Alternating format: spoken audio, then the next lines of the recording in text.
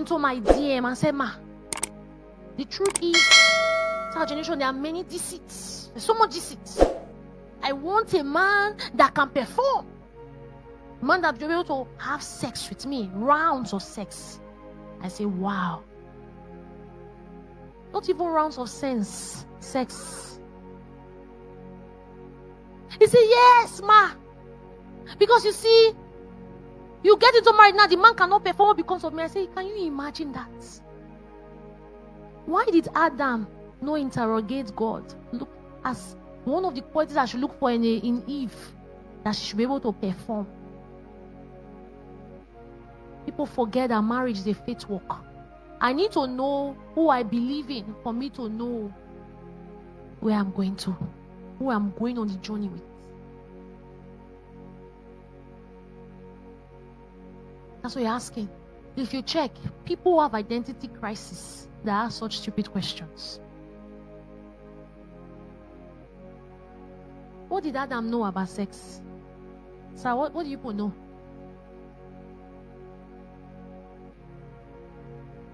That's the generation, unfortunately, we are in. You see the next, you see a celebrity who can give birth outside wedlock and is not ashamed.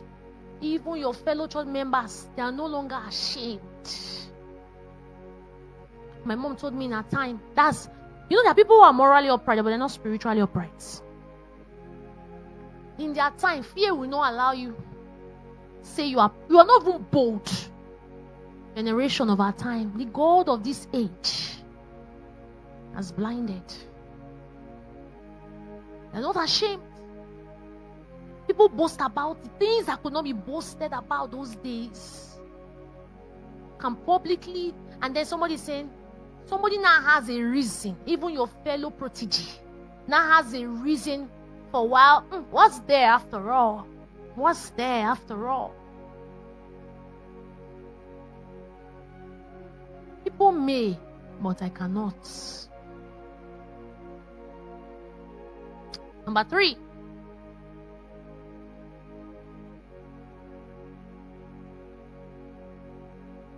Peter's revelation was key to Jesus' declaration, because identity precedes covenant.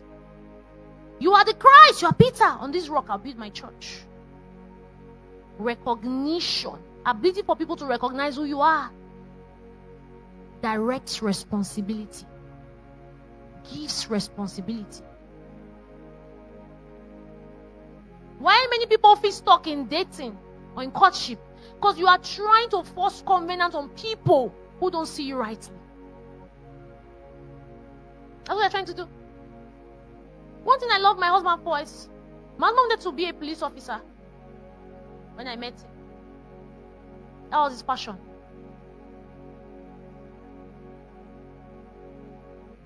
Sometimes I used to picture that his shoe he used to wear to be police officer. He even wrote the exam. You know the interesting thing? He didn't try to negotiate with me about what he was passionate about. I'm telling you, if I did not agree, that's the road. Will it pain him? Yes. But he saw what he was passionate about as non-negotiable. It's not tomatoes and pepper. You can't cheapen it for me. He was moving. I'm sure he saw my countenance. He was moving. He did tests. He did this. The only thing I was going to say, God, I pray for this man. I was praying, God, he will not pass. Because I couldn't imagine myself in barracks. To God. Because my late granddad was a police officer. All the transfer here, they stayed in barracks. I don't know how it is now, police officer, but I couldn't deal. He will call me and say, sweet, I passed for the height test. I say, wow, thank you, Jesus. In my heart, nothing like thank you, Jesus. I will go to war in prayer. I say, God, this man, he won't cross this particular. He will go for exam and he will be so happy. He wanted to be a police officer. I'm telling you.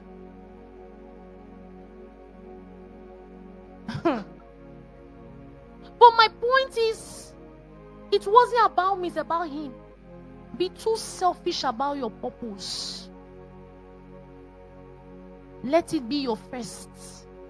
Be selfish about where you are going to.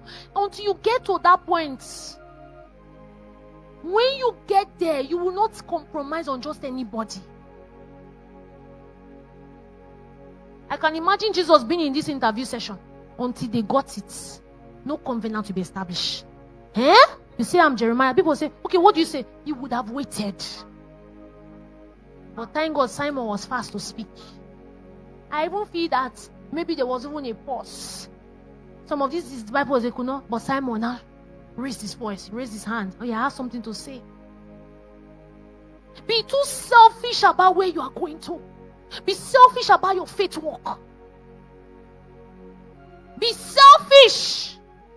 Singles, be selfish about where you are going to. Let everybody tell you that you are rigid. Let your waiting on God be so selfish that a selfless person finds you. Be selfish about your purpose, where you are going to in life. Be too selfish about it. Until you hear how they see you, don't say yes. Don't propose.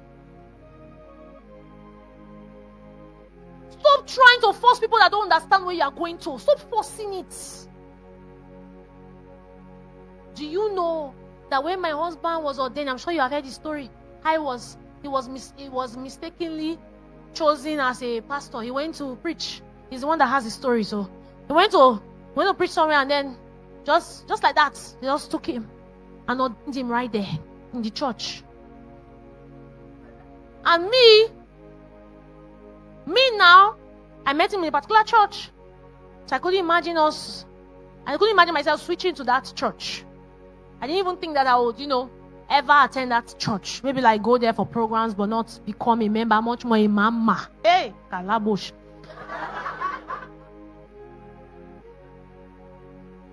Do you know that me and my husband, we had serious disagreements? Come here, I'm like, I can't.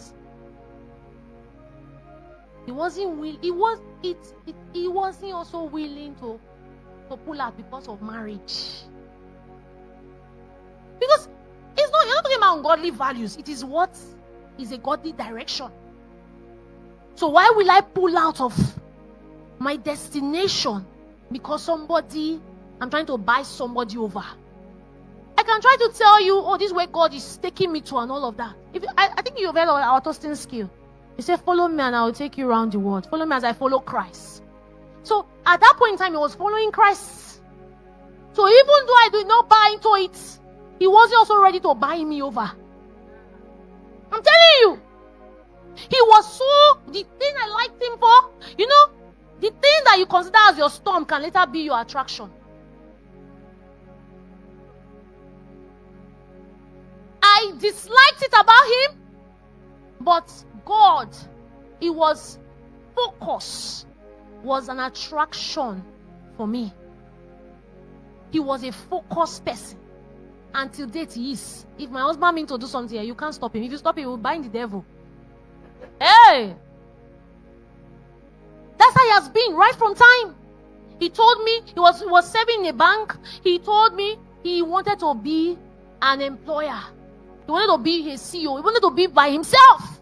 He knew. He was a man that knew what he wanted per season. I'm telling you. There are times, there are things I did not agree with. He moved. He moved. So you are trying to move out of when you should move somebody in. Jesus didn't change his name to Jeremiah. He didn't change his name to Elijah. He didn't change his name to John the Baptist. He only repeated the question, but he pointed to the people who were around him. Listen, it is possible that people can be around you but still don't know who you are. He didn't change it. Some of you are in a dating relationship with people for 7 years. You are wearing a ashwebi, but they don't know who you really are. And you know the funny thing? You have changed the question. You have stopped asking that question that has not been answered. They told you something in the first year. Love has blinded you. A love that sees. You are the one who is blind. You have changed. You have not gone back to that question. You haven't. You have changed it. But there are